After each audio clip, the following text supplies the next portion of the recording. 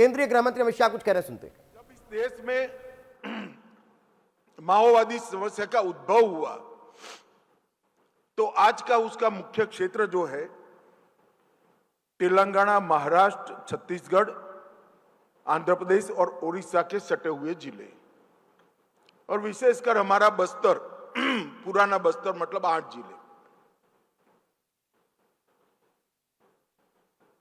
जब माओवादी समस्या शुरू हुई तब 80 के दशक के शुरुआत में ये सभी के डेवलपमेंट के आंकड़े राज्य सरकार के गैजेटों में भी है, स्टेटिस्टिक्स में भी है।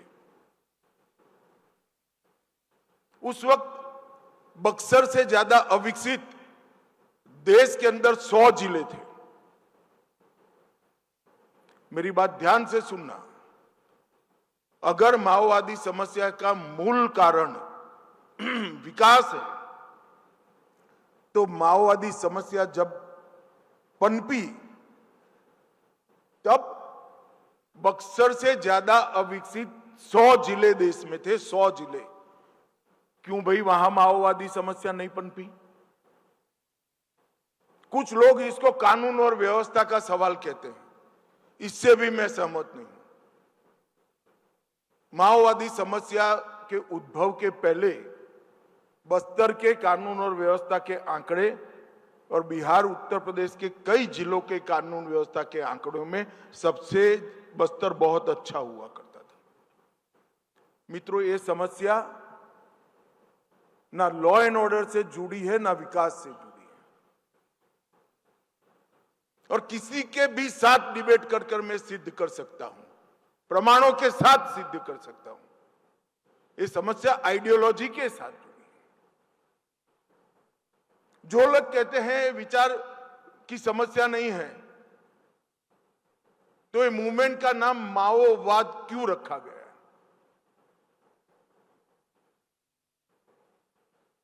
क्योंकि ये विचारधारा के अंदर ही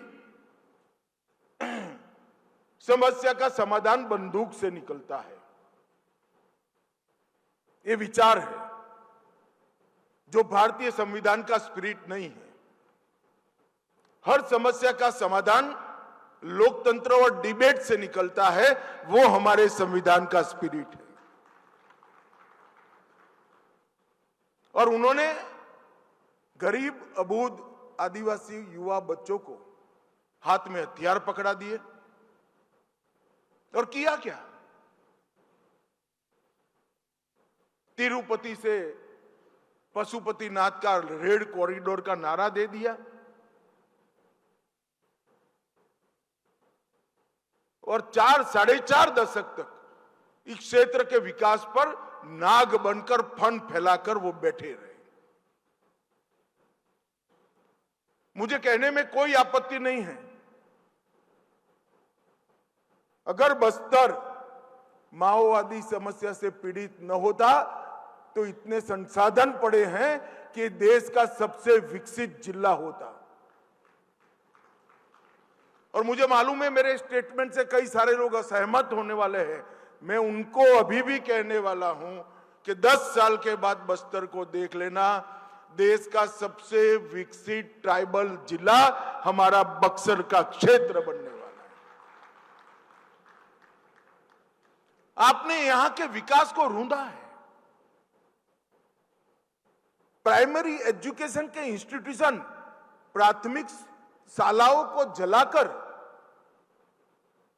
आप उनको विकसित करेंगे। आपने 2 नए जनरेशन अनपढ़ों के खड़े कर दिए। सारे पीएचसी, सीएचसी बंद कराकर आप इनका भला कर रहे हो। आज जब सीएम और विजय जी जा रहे हैं तब कई ऐसे लोग हैं जिनका पहली बार बैंक अकाउंट खुल रहा है, पहली बार राशन कार्ड मिल रहा है। इनको ना घर मिला। भाजपा सरकार नरेंद्र मोदी जी ने हर गरीब को घर में गैस, घर में पानी, घर में शौचालय, घर में बिजली, 5 किलो धान प्रति व्यक्ति प्रति माह, 5 लाख तक का इलाज, ये सारी चीजें हर गरीब को दी, मगर हमारे ट्राइबल भाइयों बहनों को छत्तीसगढ़ के नहीं मिली। क्यों नहीं मिली? कौन जिम्मेदार है? ये लाल आतंक वाले इसके लिए जिम्मेदार है। सालों तक वहां विकास नहीं पहुंचने दिया। और आज नरेंद्र मोदी जी को फिर से इस क्षेत्र के लिए 15,000 सेपरेट प्रधानमंत्री आवास भेजने पड़े, राशन कार्ड बनाने की स्पेशल मंजूरी देनी पड़ी, गैस के सिलेंडर स्पेशल देने पड़े। ये योजनाएं तो देश भर में सैचुरेशन प्राप्त कर गई, समाप्त हो गई। यहां उनका विस्तार करना पड़ा, समय मर्यादा बढ़ानी पड़ी, क्योंकि इनका तो गरीब आदिवासियों का कोई दोष ही नहीं था। आज वहां फिर से स्कूल बन रहे हैं, अस्पताल बन रहे हैं, रोड बन गए, टेलीफोन टावर बन गए, रेल भी जा रही है।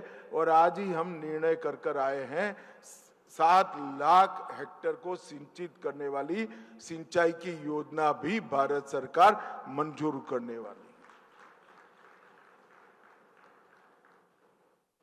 हजारों आदिवासी बच्चे मारे गए, जीवन बर्बाद हो गया, और ये प्रचार कर रहे हैं कि गोली चला रहे, गोली चला रहे। मैं आज भी इस कार्यक्रम से स्पष्टता करना चाहता हूं कि भारत सरकार और छत्तीसगढ़ सरकार किसी पर गोली चलाना नहीं चाहती। सभी माओवादी हथियार डाल दे, उनके लिए रेड कारपेट बिछाकर हम उनका स्वागत करेंगे।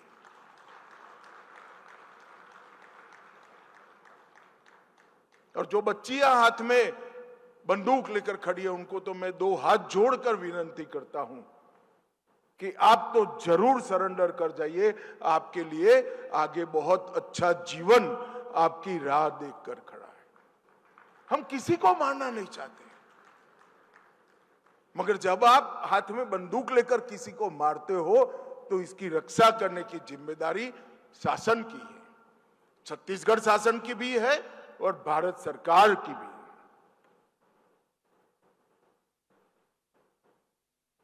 और अब जब 90% क्षेत्र मुक्त हो चुका है, मैंने तो कहा है 31 टन 26 के पहले इस देश से हम माओवादी समस्या को जड़ समेत उखाड़ कर फेंक देंगे।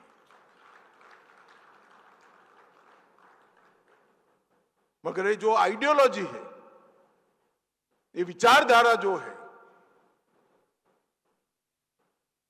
वो विचारधारा को देश की जनता ने जानना चाहिए। जहां कम्युनिस्ट शासन में रहे वहां विकास नहीं कर पाए, और जहां ट्राइबल का कल्याण की बात कर हथियार पकड़ा दिए, वहां भी अंधकार फैला दिए। ये विचारधारा ही विनाश की द्योतक विचारधारा है, और बहुत इमीडिएट रिक्वायरमेंट है देश की कि विचारधारा से निजात पा ले देश। खैर, वैसे तो अब डेमोक्रेटिक पॉलिटिक्स में बचे भी नहीं है, दूरबीन लेकर देखने पड़ते हैं। एक केरल बचा है, ये भी इस बार समाप्त हो जाएगा, तो वैसे ही जनता ही कर देगी। त्रिपुरा में नहीं बचे, बंगाल में नहीं बचे, केरल थोड़ा बचा है, मगर वहां पर भी त्रिवेंद्रम में जनता ने शुरुआत कर दी है। मित्रों, जब छत्तीसगढ़ 25वें साल में प्रवेश कर चुका है, तब मुझे मालूम है कि ये राज्य, प्रभु श्री राम का ये नैनीहाल सिर्फ छत्तीसगढ़ के लिए नहीं, पूरे देश के लिए शुभांकर साबित होने वाला है। इसका मुझे पूरा भरोसा है। मोदी जी ने जो लक्ष्य रखा है हम सबके सामने, 130 करोड़ भारतीयों के सामने, 2047 में एक ऐसे भारत का निर्माण करें जो हर क्षेत्र में, समग्र विश्व में 1 नंबर पर हो। और ऐसे भारत का निर्माण छत्तीसगढ़ को छोड़कर नहीं हो सकता, ये तो वास्तविकता है। मगर मुझे आशा है कि 2047 के विकसित भारत की अग्रदूत विकसित छत्तीसगढ़ बनेगा, इस दिशा में हम आगे जाएंगे। और छत्तीसगढ़ की जनता ने बार बार भारतीय जनता पार्टी को और विकास की राजनीति को आशीर्वाद दिया है, हमारी आइडियोलॉजी को आशीर्वाद दिया है। और मैं छत्तीसगढ़ जनता को बड़े मन से, विश्वास के साथ भरोसा देने आया हूं कि हम छत्तीसगढ़ को लाल आतंक से तो मुक्त करेंगे ही करेंगे, देखते देखते छत्तीसगढ़ को राज्य का सबसे एक नंबर का राज्य बनाने के लिए हम आगे बढ़ेंगे। और यही अपेक्षा देश की जनता की छत्तीसगढ़ सरकार और छत्तीसगढ़ की जनता के पास है। मुझे विश्वास है 25 साल का जो ट्रैक रिकॉर्ड है छत्तीसगढ़, आने वाले 25 साल में भी इससे 2 गुना गति के साथ आगे बढ़ेगा। आप सभी का मेरे विचार रखने के लिए, प्लेटफॉर्म देने के लिए बहुत बहुत धन्यवाद। वंदे मातरम। भारत माता की जय।